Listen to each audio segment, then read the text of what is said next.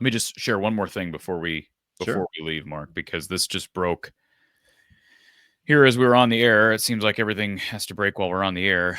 Let me pull it up here. So people are familiar with Pete Nakos, right? Of On3, recruiting expert for On3. Let me pull this up so everybody can see this. And this is pretty good news, albeit still not official. Let's see here. See how slow I can work and drive people nuts. All right. According to Pete Nakos, a prediction has been made for Iowa to land Chattanooga transfer Sam Phillips. So this just in here a little bit ago while we were on the air. Now you look down here. This is Pete Nakos' confidence level, 55%. That doesn't, again, I have a lot of respect for the work Pete Nakos does. However, this is nothing official. But the fact that, like I say, apparently he didn't go to USC. And I believe at one point there were some national pundits saying they expected him to end up at Virginia Tech. And now a prediction that Iowa lands Chattanooga receiver Sam Phillips, who, by the way, if people are not familiar with Sam Phillips, part of the reason he intrigues me is because of his size. And it's not for the reason you think. Look at this kid's size. 5'9", 185.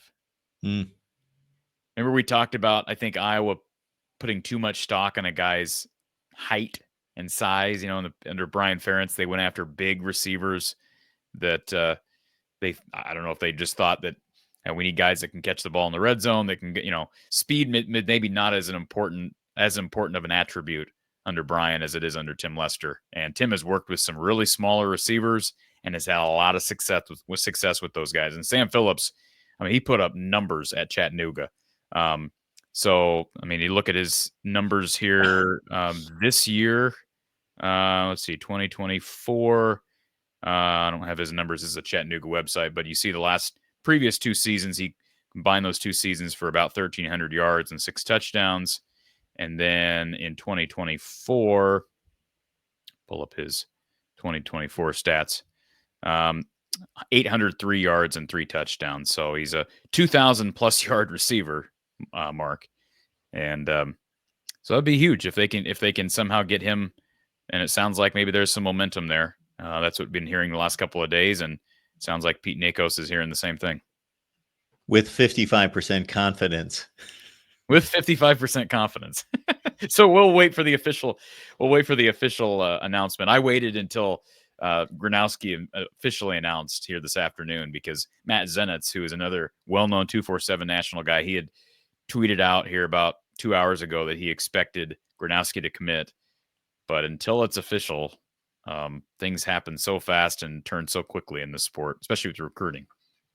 Absolutely. I would hate to be one of those guys with that type of timeline, that type of deadline, the pressure of turning around the story as quickly as possible or finding out, being the Adam Schefter type, the insider guy. I think it's got to be incredibly stressful. Yeah. You heard Wojnarowski, the NBA guy for ESPN. I don't know if you know anything about him. Sure. But, he took the St. Bonaventure general manager job last offseason. And he cited something about, I think he said something about stress, family. And I'm like, man, I don't envy that at all. People have asked me, oh, you want to do this, you want to do that. And, I know they mean well. It's a compliment. People ask you if you're trying to climb the ladder. I'm not trying to climb any ladder. You're on your own ladder.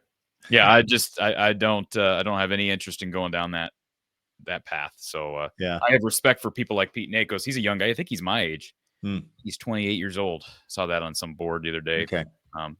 But he does a lot of hard work. And but yeah, it's got to be stressful. And I've given guys like our guy Elliot Clough his flowers because I'm like, man, I would not want. I got a lot of respect for him, but I would not want to do what he has to do and trying to slide into these kids' DMs and trying to get parents to respond and logging predictions and then getting raked over the coals when you're wrong and trying to compete against the other social media, against the other message boards. And not only that, you're having to deal with trolls and what we deal with here. It's just, it's a lot.